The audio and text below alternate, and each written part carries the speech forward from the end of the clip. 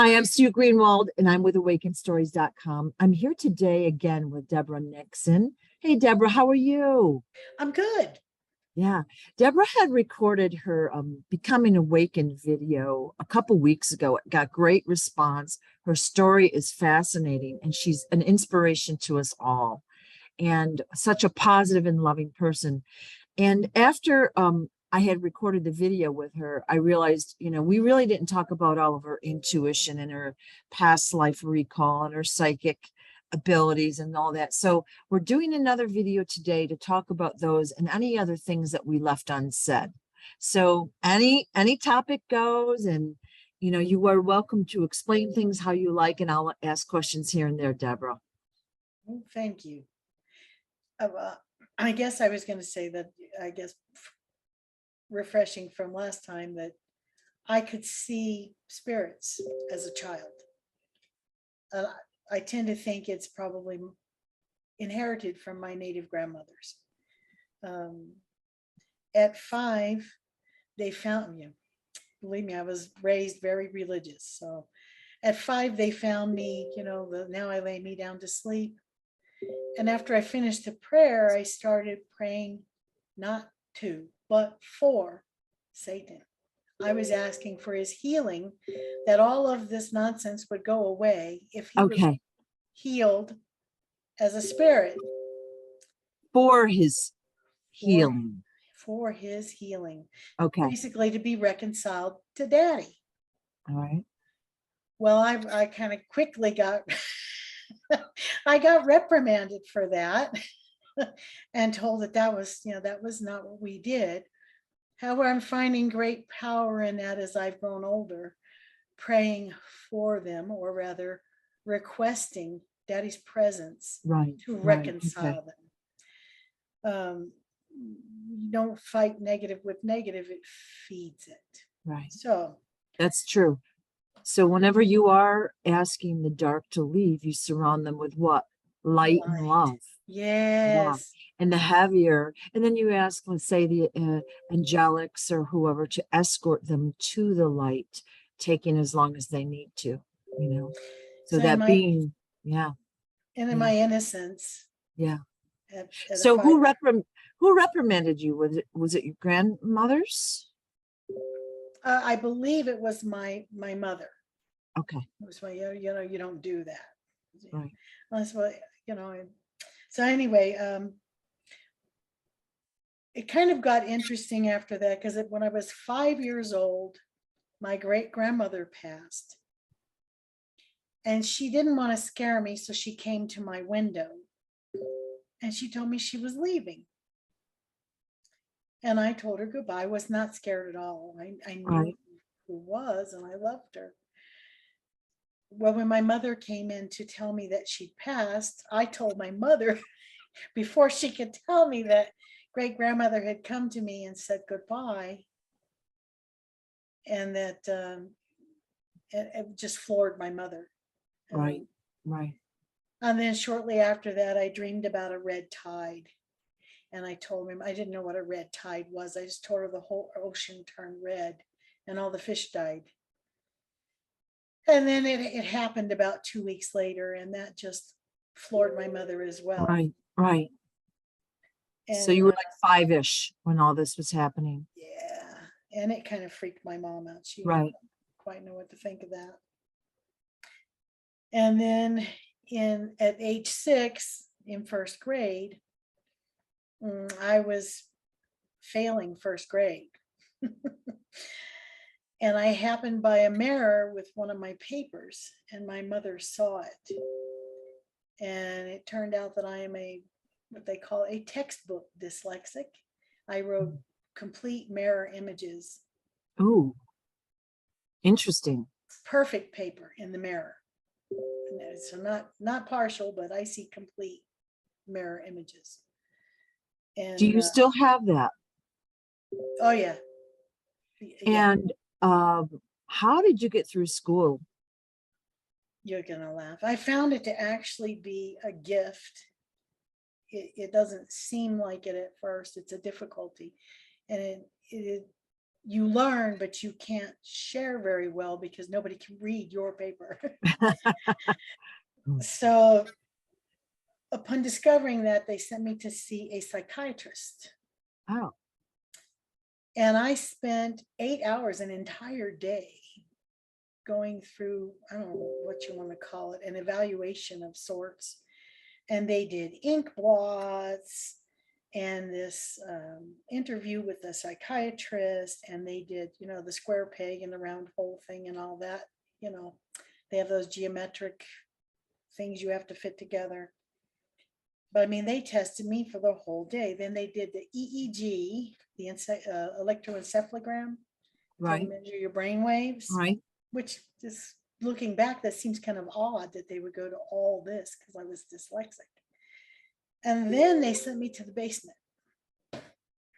And when I went to the basement, there was like this area set up with little cubicles and dividers. And there was a man down there who interviewed me, and he started going through ESP evaluations, Ooh, testing me with cards that he was trying to figure out if I was a sender, a receiver, or both. I have no idea what the test showed, but at the end of it, probably a week or two later, my parents came to me and told me that I had a very high IQ, and that it kind of ran along the lines with the dyslexia. And not long after that, a couple of suits, I call them suits, a man and a woman in black suits came to talk to my parents about putting me in a government program. ooh. And I got visions that I was going to be a guinea pig.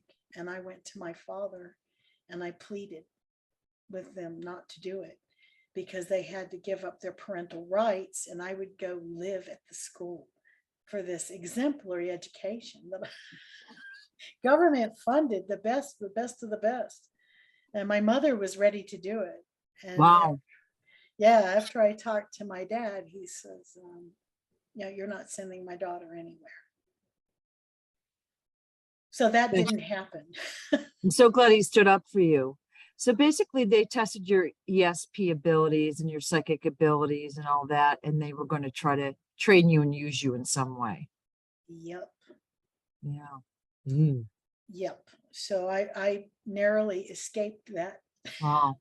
Yeah. Thankfully, my father heard me and listened. So let's see. Yeah, I told him it was going to be a horrible thing. So they put me back in regular school.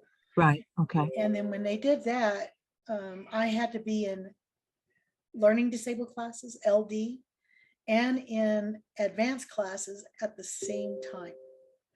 What? Yes. That's ridiculous, but okay. So I was in both at the same time. And that's when I learned that the LD kids, and I'm talking about special education kids, because I was in with all of them, they're not, I called it a different intelligence. They all have different intelligences. And I couldn't get the other kids to be nice to them, so they were just mean to me. Right. I Right. was not accepted. I was shunned by most Right. of the other kids. And I was smaller than they were,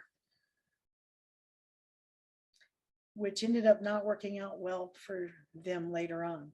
And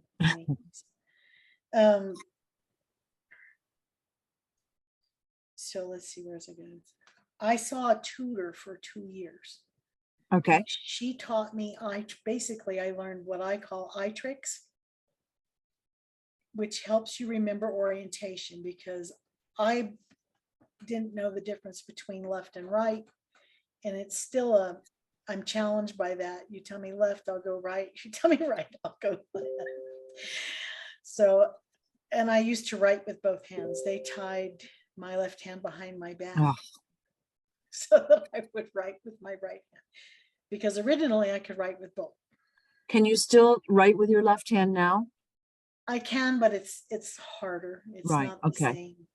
Yeah. I tend to throw things with my left hand. There's a lot of things I tend to do Right. left-handed, but I use both. That's too bad because that's a handy skill to have, to be ambidextrous, you Yes, know?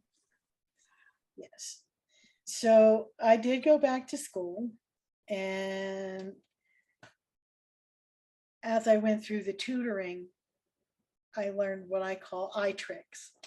And I actually volunteered at the school as a mom and helped. I says, give me the kids that can't read and that you can't help them, because I Oh, can.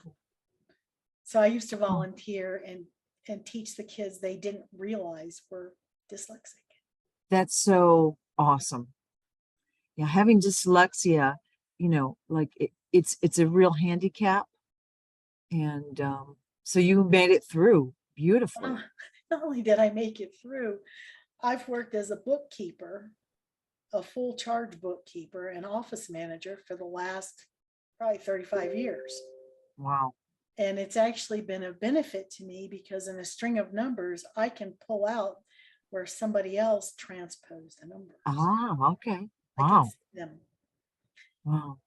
So when you do audits or when you do, yeah, it's been a gift. So you just have a different a way of seeing things. Mhm. And of course, knowing things, which is, I think, cool. But, back then people didn't understand it. And of course, authority, like parents would give their authority to the schools. Like if a teacher said this, they just believed them. And, yeah, so, and they didn't really have like as good training in a way as for dyslexia as they do now. Like to tie your hand like that is crazy, Yeah. but okay, go on with your story. So let's see. There was I think I mentioned it in a previous interview that there was a lot of poltergeist activity in my home. There was a Right. lot of I guess a lot of energy, opposing energy in the home. And it kept me in a pretty, you say, I was afraid. I was very afraid. I used to sleep under my bed because of how much of this went on. And I don't want to give it any power, so we won't go too much into that, except that it kept me very afraid. And the fear, of course, feeds it, Right. because Daddy didn't give us a spirit of fear. So there was a lot of fighting in your household, and then there was a lot of Oh, the dark strife. dark energy. So then the question is, which came first, the fighting or the dark energy? Because if the dark energy was there, it would stimulate the parents and the family fighting a little more. And It that, was the dark energy. yeah, it just grows and grows and grows. It's unfortunate. Well, All and right. I could see them and I was afraid, and my Right. parents didn't know how to protect me Right. because it Right. became so apparent. One night it knocked at the door, something. Mom opened it, there was nothing there, and then you could hear, Yeah. the loud footsteps back Yeah. to my bedroom, of course. So I remember my dad popping out the Bible and he would just read. It all it would do is just escalate. It was kind of crazy. Right. Right. Anyway, at some point it actually managed to break up my family. My parents separated ways and I ended up in foster care. And then I ran away from foster care.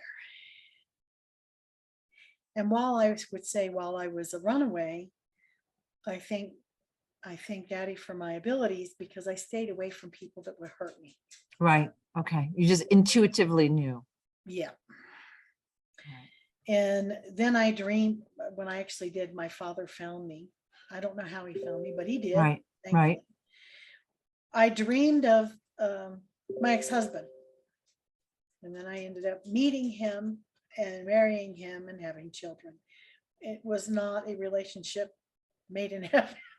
It was definitely not, but I had lessons to learn, and I just have to be thankful for the lessons I did learn. Right. Right. It takes a diamond to make a diamond, because you got to knock the rough edges off of each other. Well, you know what? You like I said, it makes you stronger and smarter, and you know what I mean? You learned your lessons, and look how you came out. I mean, it was hard. I'm not minimizing that, but Mhm. you turned out awesome. Well, thank you. So I was married to him for 23 years. Oops. a- Yep. Go ahead. And then after the marriage ended, which was it was a rough breakup.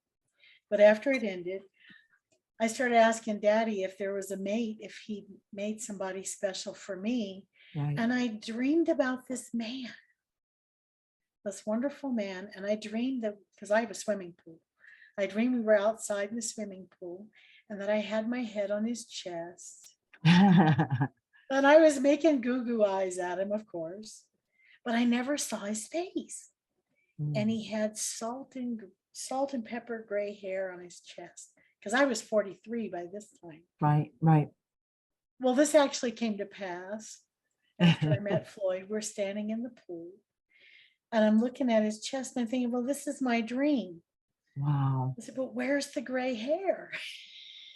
So I asked him, I said, where's the gray hair? I had this dream. And he started laughing. He goes, oh my God, I plucked them. That's great. That's I great. laughed. I said, oh my gosh, that's funny. But you kind of knew he was the one, you said, when you first like talked to him on the phone before you Oh, even met.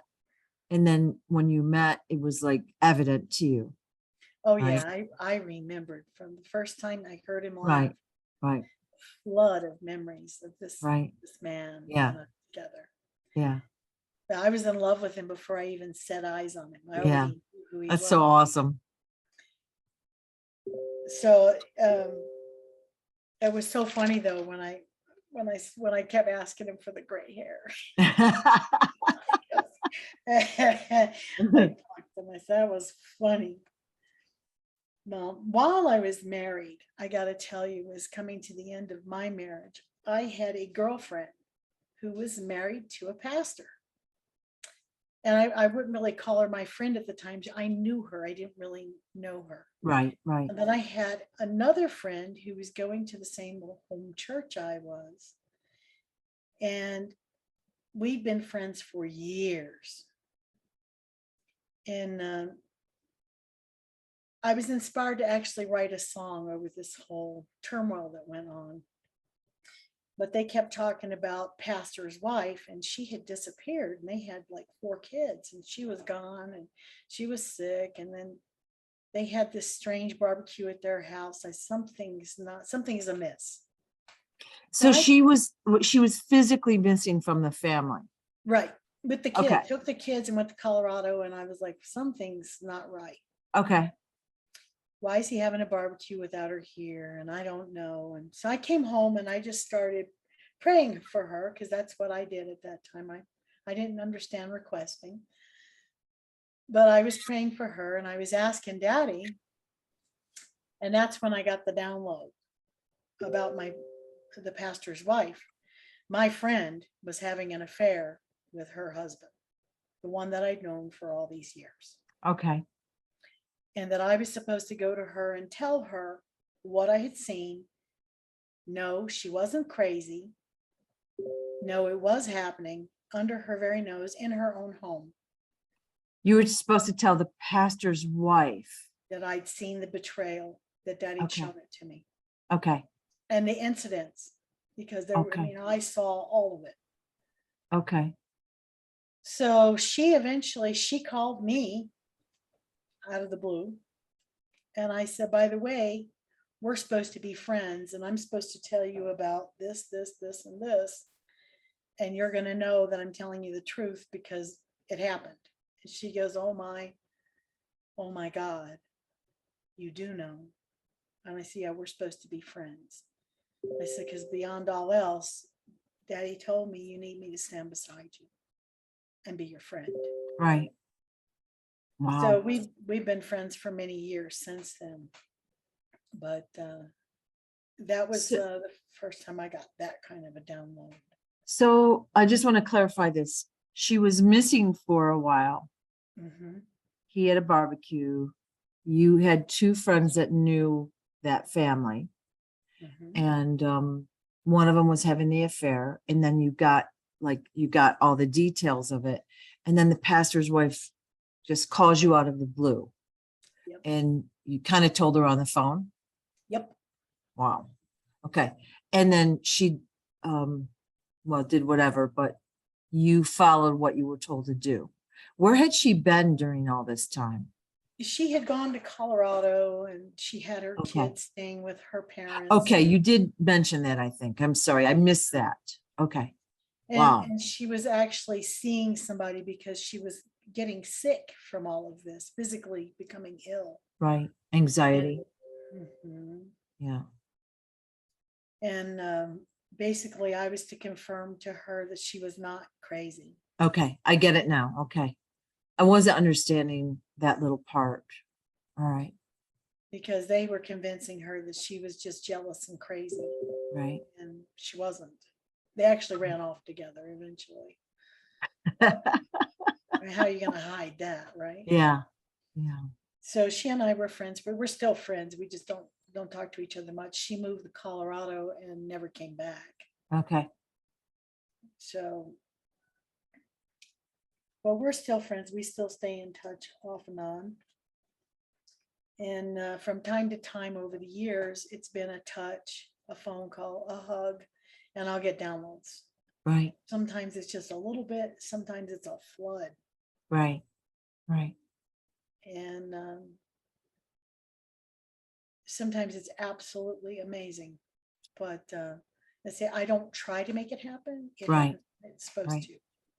to. And this ability has saved you a few times. Like you said, when you were the runaway, you knew who to avoid, Oh, yeah. that sort of thing. You felt that red flag feeling and just, or you just had a knowing.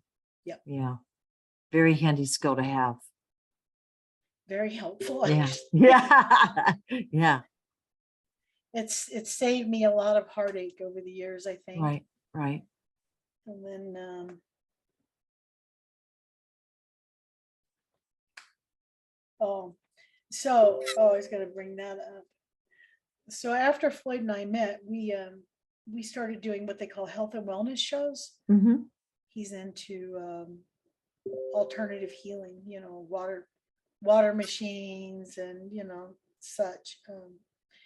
So we'd gone to this, what do you want to call it, healing, an alternative healing show, and they were having it over at one of the churches, one of the Unitarian churches here in town. And I had been telling my native girlfriend, there's a lot of witches in Albuquerque, a lot of dark witches in Albuquerque. And she kept going, oh, you're making it up. Now, mind you, my girlfriend is very, very gifted. She can see too.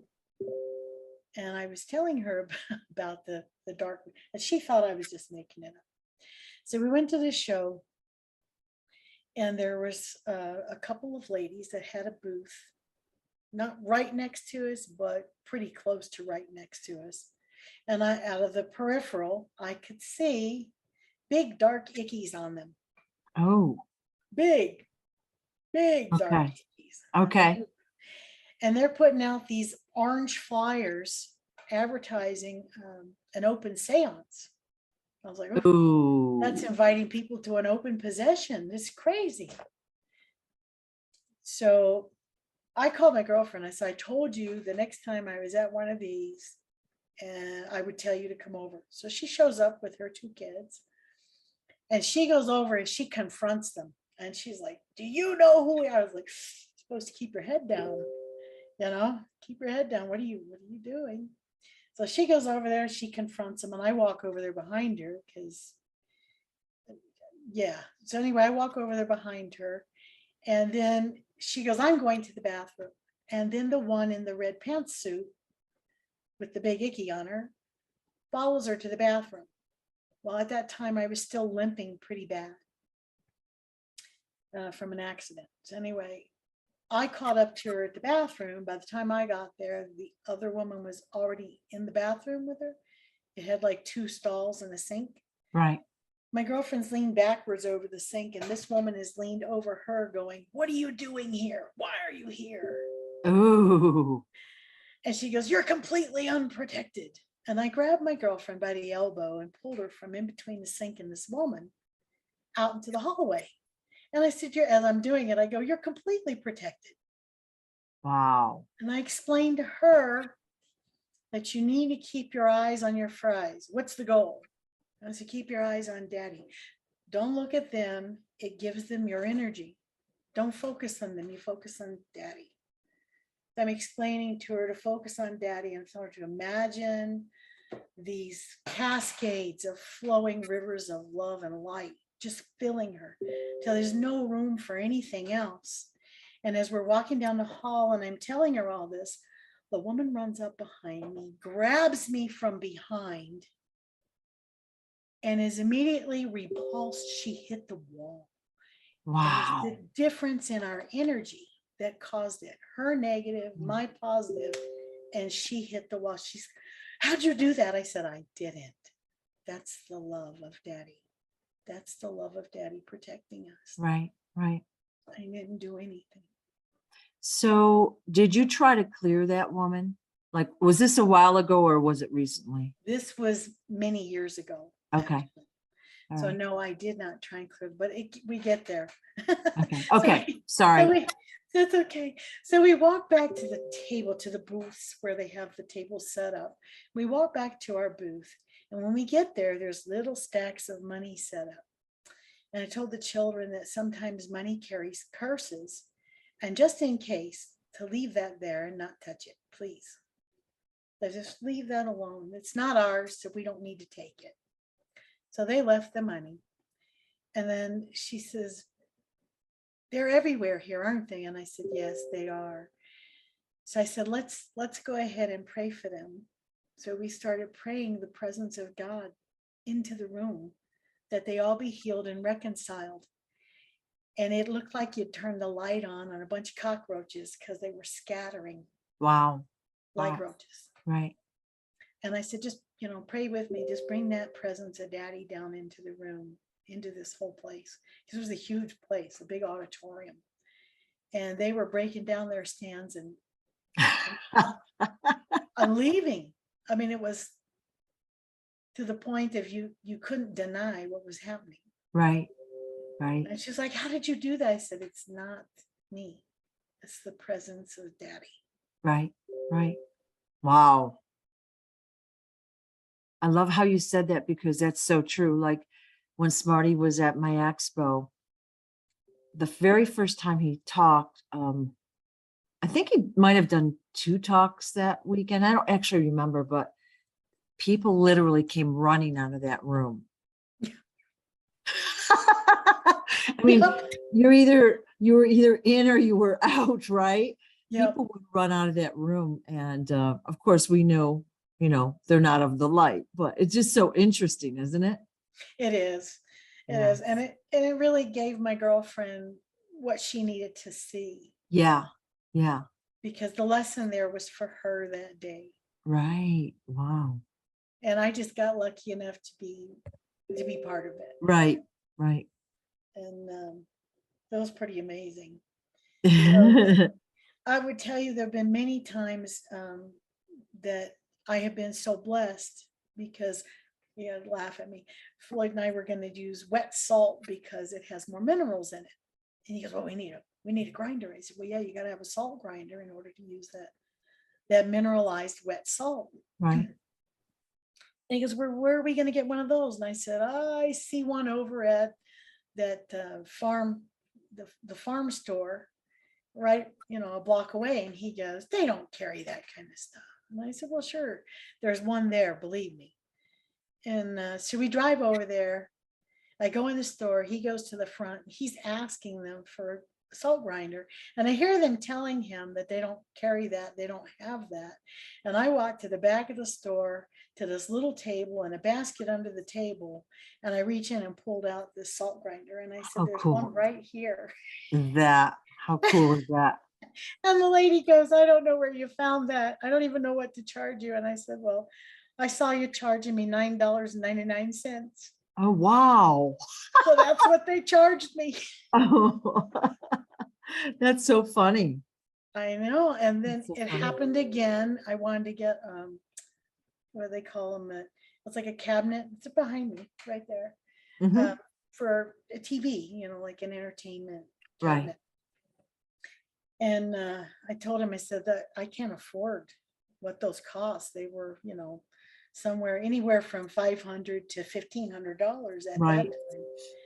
And I said, I see one at the used place, the Family Thrift over on, Candelaria Street. He's like, place never has anything but junk. And I said, I'm telling you, it's there. Went in there, Wow. there it sat with the tag still on it, brand Wow. new. I Wow. Wow. $200 for it. Wow. That kind of stuff. It happens Yeah. often while I was putting together my hypnosis office.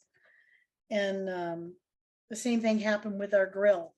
I saw it, like we went and got it for less than $200. 3 burners and then a separate grill on the side, a 4th burner. Yeah, for less than You, $200. you know what I think that lesson is you ask for it or whatever, and you're open and receptive and you follow the inspiration that you're given. So you went to the salt grinder place and I mean, like the logical brain would have said, don't bother, but you were like, no, I see it and I trust, and you keep doing it. I didn't see it in the basket under the table till I Yeah. got in the store. And then I was Yeah. like, I knew exactly where it was. Right. Yeah, that's cool. That's cool. And then I was going to tell you,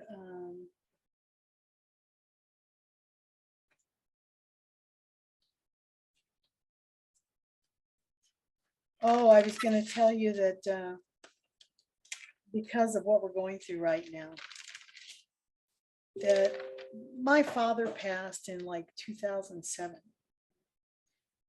And I've always been alternative medicine. I have not trusted or believed. They tried to have me, I think I mentioned it before, clinically abort my daughter. And I fought them Yes. Right. to keep her Right. because I was young and they were trying to bully me Innocent. into this, Right. Right. threaten me into this, that it was going to kill me and kill the baby. And yeah. Anyways, I didn't buy into their reality they were trying to Right. push on Right. me. Right. And so my brother kept telling me, I'm afraid that, you're going to have a heart attack like our dad did, and you need to go get checked. And I went to the doctor and I told her she wanted to give me a tetanus shot. And I let her give me a tetanus shot. Oh. Well, it almost killed me. But because of what I already did know, my nose started running right away. I was like, they gave me a DPT and I knew it. That mixed shot.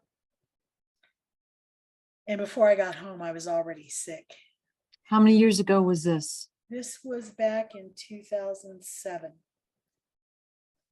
So by the time I got home, I stopped and bought a bottle of Benadryl. And I told Floyd, I said, you need to give me these 2 every 4 hours. Don't miss.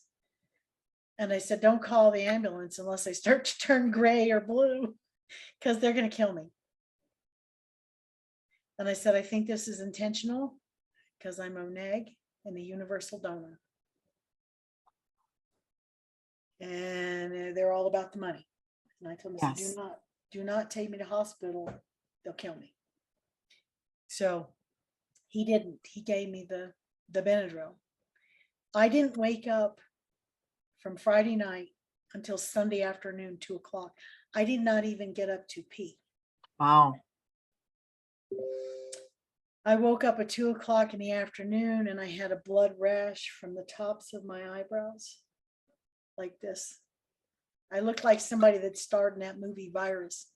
And then I had the blood rash like somebody had choked me all the way down to in between my breasts. And my eyes were blood, solid blood, both eyes. Why would they have recommended? I mean, there's no logic there other than they wanted to harm you. All right. Why would anyone think a tetanus shot is something that you would need? Well, it'd been over 12 years. I needed one of those. You 'Cause don't really need one until you're hurt. I work with electrical equipment. Okay. Yeah. And I That, was go ahead. just naive enough to, Yeah.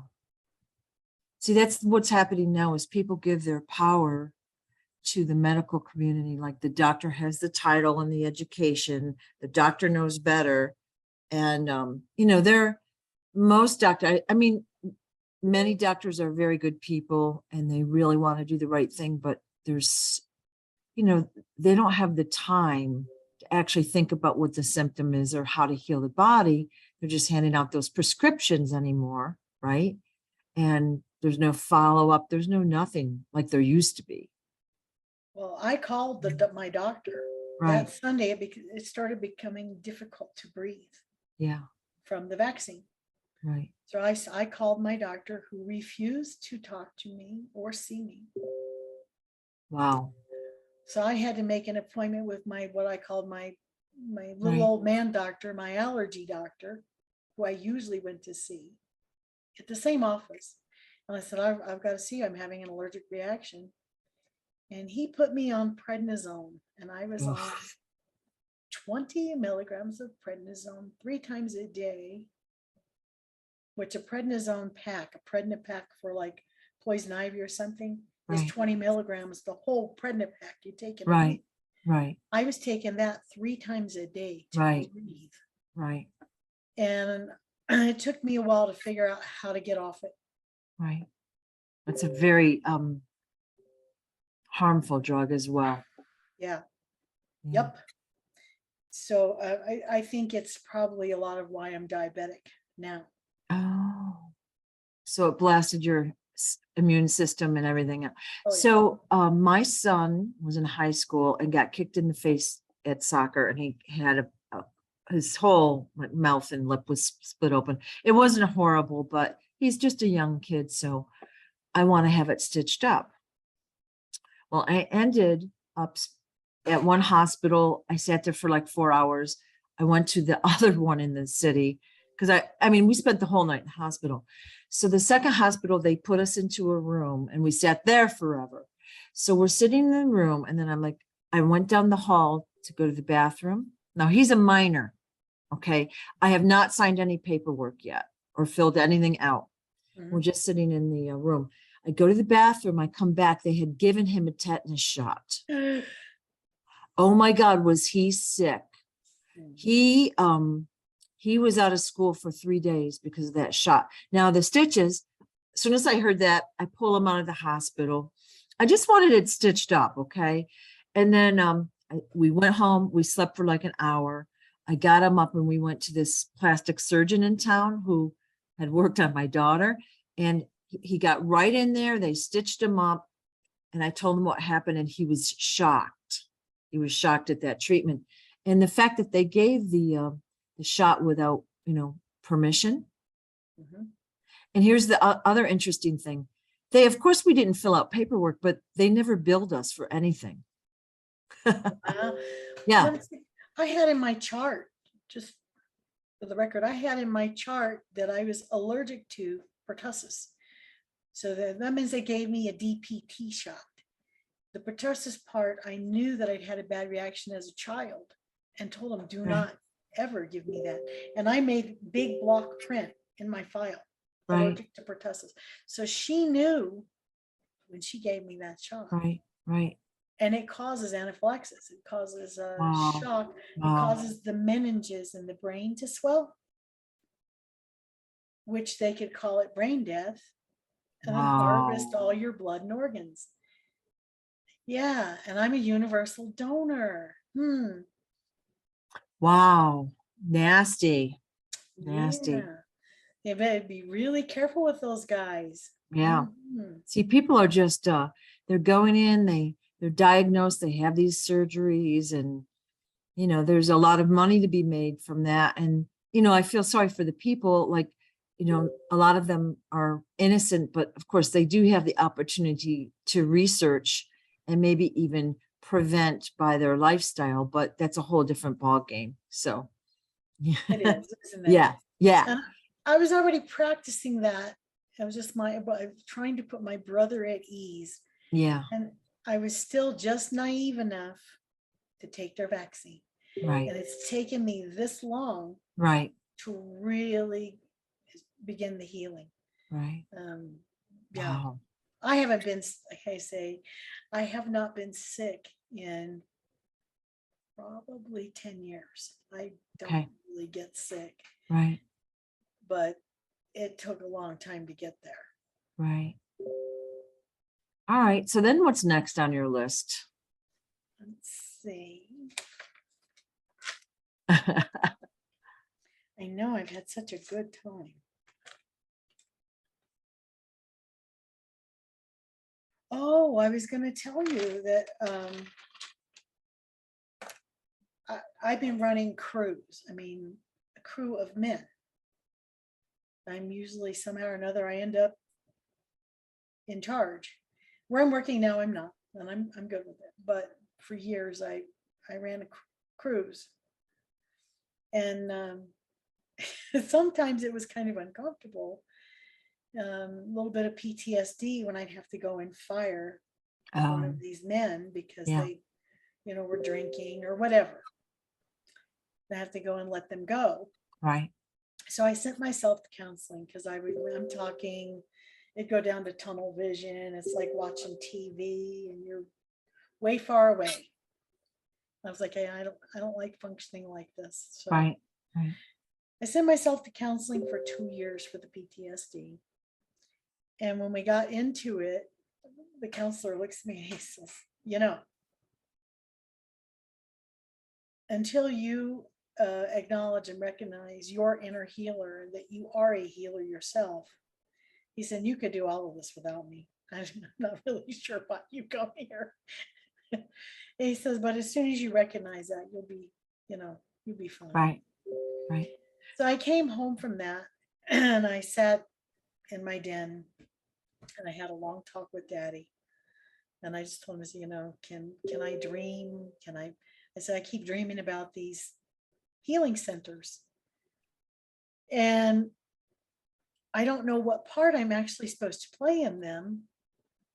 I said, I know I'm a healer, but I really don't understand. I went to sleep and dreamed all about hypnosis, but there's a particular type of hypnosis. There's different voices that they speak in. One voice is called permissive voice, which is suggestions. You never take the approach of telling anybody anything. The person still, even in trance, needs to remain in control. And you give them suggestions. You don't tell them anything. The other school of thought is what they call a paternal voice, which is a command voice. Okay. I think it violates a person's free will or whatever. it's Yeah. it's not nice. Okay. So yeah, because if you told me to do anything, I'm gonna go do the opposite. Wait, that's in my handbook. So I do that night I dreamed all about hypnosis, and that what took me 2 years to do could have been done in 2 or 3 sessions. Oh, yeah. Right. And then I dreamed about my teacher and who she was. And I got up and I searched for her at 2:00 in the morning on the computer and found her. And she lived 5 miles from my house. Wow. Wow. That is cool. So I refinanced my house and I did an internship with her in her house. All right. To learn the hypnosis business? Yes. Okay. To learn this technique where it's respectful to the person you're working with. Right. This permissive voice where you don't take anyone's authority away from them. And it's beautiful. And EFT, which is emotional freedom technique. Right. Right. Which is waking hypnosis. We had talked about that after the video last time, Yes. because Deborah has been through a lot of trauma, and I asked about PTSD and tapping, and she goes, "Oh, I do that." And I was like, "Oh, yay!" Because I didn't want to say that on the video, but it's actually it gets it out of your cellular memory, out of your nervous system.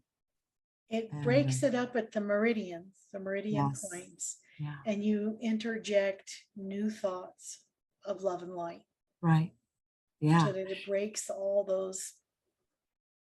yeah. So you are a facilitator of tapping and hypnosis. Yes. All right. So yeah, that is a very helpful modality for yourself and others. Yeah. And it's alternative because, you know, there's always reasons beyond what we are able to see as a 3D human, if you will.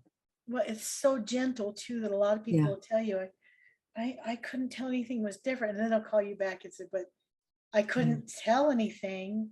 Right. Anything happened, but it did. Right. Because Yeah. they're back in control. Yes. And it gives the person back, they say, it calls yesterday, tomorrow, and today into the now. So you don't have to try and live in yesterday or in tomorrow anymore. You can be All right. now, living your best you right now, every day. Right. So what happened after you started hypnosis? You intuitively, you dreamed about your teacher, and there she was, boom. Well, at first Like, I went and told Floyd, and he goes, "That's of the devil." What are you talking about, hypnosis? I said, "No, I think it depends on how you practice it. It's very freeing." yeah, So everyone that I have ever seen, there are 3 lines that I give everyone. Any old, antiquated thought systems that are not serving you well, you can erase them from your mental blackboard. Just let go. Give them I say, you give them the permission, because it's not given to us as children, to change your own mind. And it's very freeing, and people will, as they go through life, anytime that an antiquated old thought system comes up and it's not right, serving you well, you right, can erase it right. and replace it. That gives people a lot, you say, a lot more freedom. Okay. And I hear back from them. I usually only see, I could never do this as an ongoing business in the economic climate that we live in, because I only see people 2 or 3 times ever. Right. And that's really the sign of a good healer. Like if you're trying to keep them there for years and years or 15 years, you're just basically out for the income. I used to teach a course called, oh my God, I just went blank on it.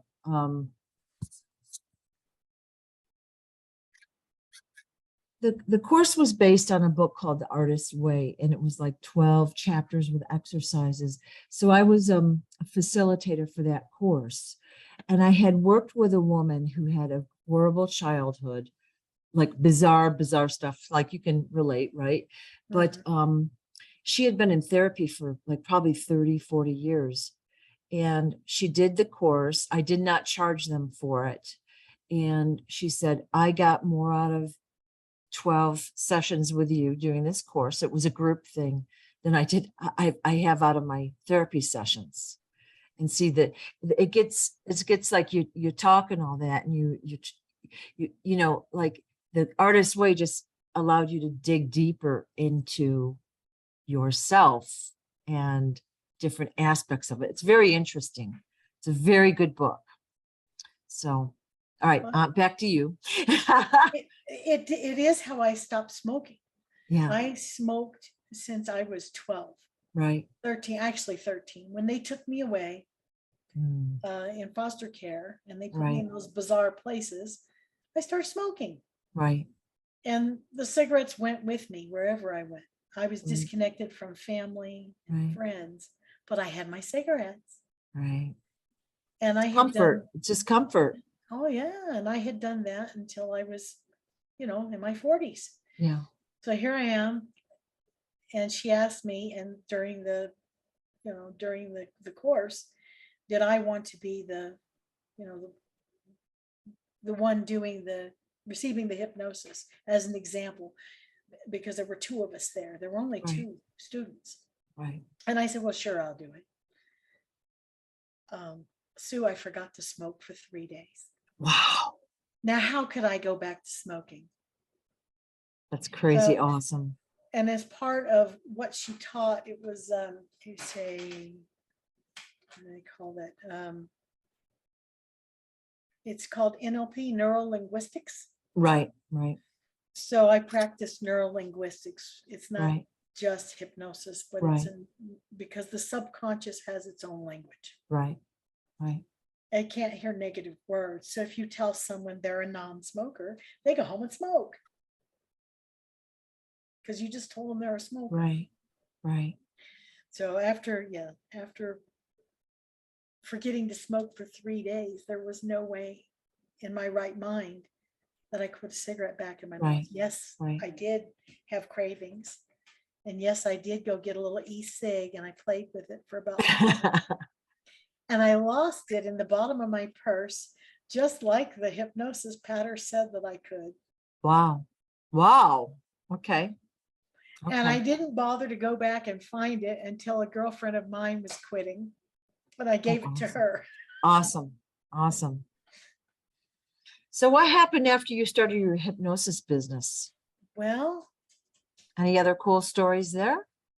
actually, there have been quite a few cool stories there. I have, even though I'm not successfully wealthy from it, I am successfully wealthy from it. I have an entire file drawer of people that I've seen, Awesome. Awesome. and I've seen people only a couple for smoking. I thought it would be a lot, but only a couple. Right. Right. Um, I've seen quite a few, you'll laugh, I've seen quite a few alcoholics, but never one that was willing to do the alcohol pattern, where it strips the lies away about the alcohol. They didn't want to go that far. But I did help them with in general relaxation and how to fall asleep. Right. Right. And, Um, and yeah.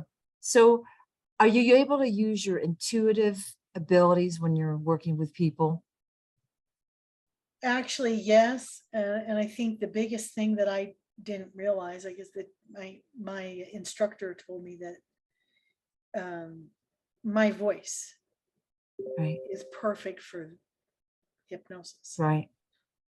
and Right. that I resonate at that what they call theta brainwave state. My voice is at that resonance. And what I didn't realize, and you can't learn or teach, it's something that you have to experience, is that when somebody sits in your chair, they are traveling. They are in spirit, they are traveling. Right. Right. And you hold their energy and you protect them as another being. Right. You protect them while they are traveling. It's something you do with them. Okay. And you just feel them and you keep them safe. Part of it's that they just need to feel safe. And you kind of, I don't know how to explain it, but you're the energy of your voice helps ground them. Right. Right. So that they are able to do it. It's one of the most freeing things I've ever experienced. Excellent. And Floyd's become quite Right. he tries all my new patterns. Right.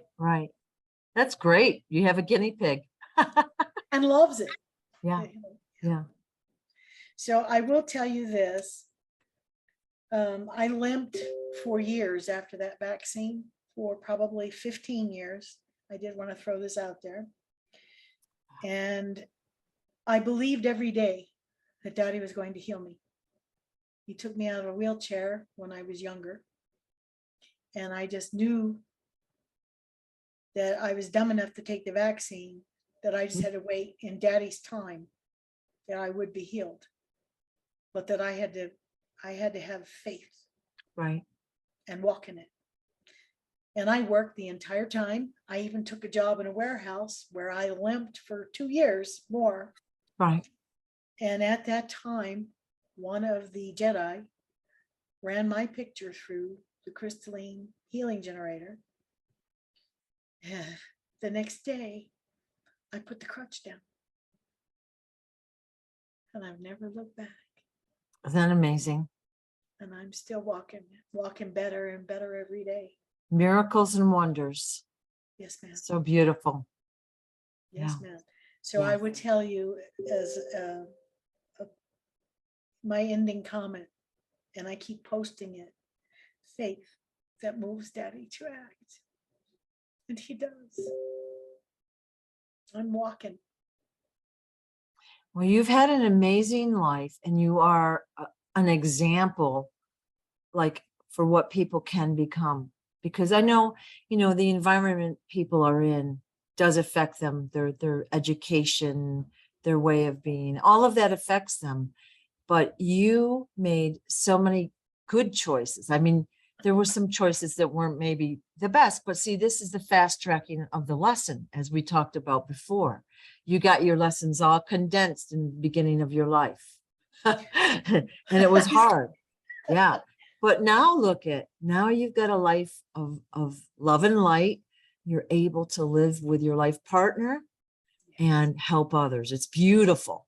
It's beautiful. So you are a great example of what someone can become. Just don't give up. Yes, don't give up. I thank you for being open. I know it's not always hard to talk about these things, but thank you for your stories. Thank you for what you do. And I'm excited to see what you will be doing in the future. It's going to be great. Yeah. Thank you so much, Deborah. Take care. You too. Bye-bye.